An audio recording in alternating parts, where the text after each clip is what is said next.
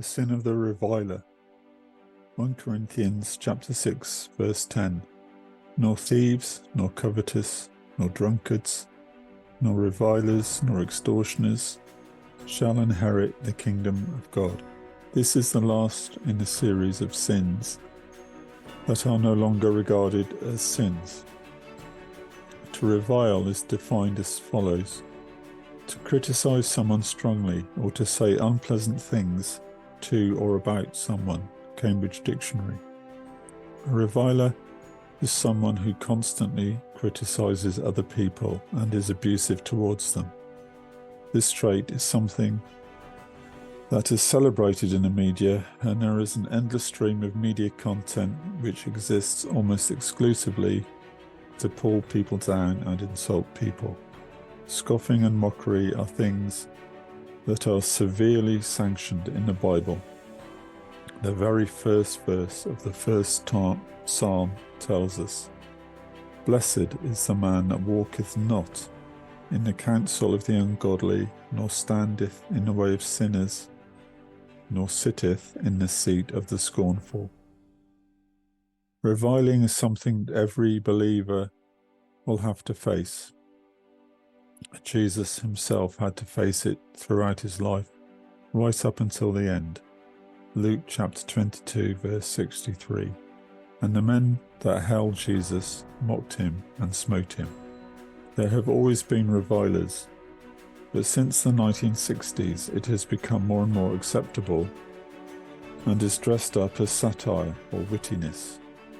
In the United Kingdom, we had a satire boom in the 1960s, when it became acceptable to pillory public figures in a way that had not been seen previously.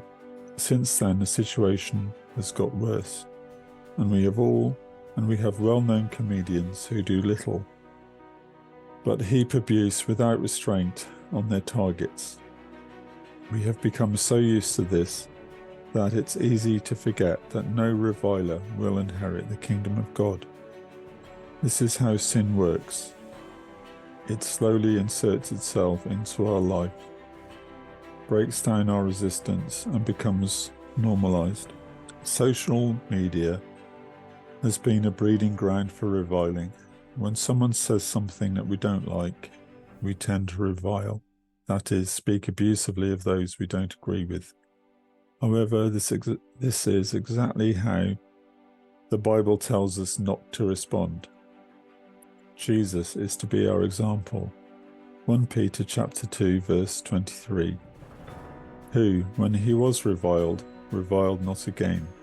When he suffered, he threatened not, but committed himself to him that judgeth righteously. We as believers do not overcome evil with evil, but overcome evil with good. The Bible tells us that the weapons of our warfare are not carnal. 2 Corinthians chapter 10 verse 4. For the weapons of our warfare are not carnal, but mighty through God to the pulling down of strongholds.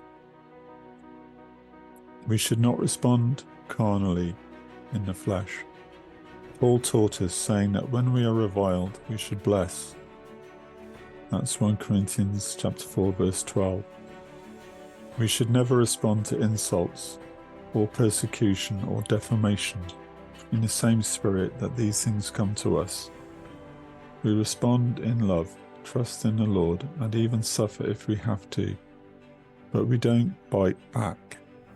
We should not get involved in cursing or reviling our leaders, however tempting. Even when the rulers are evil, we don't revile them.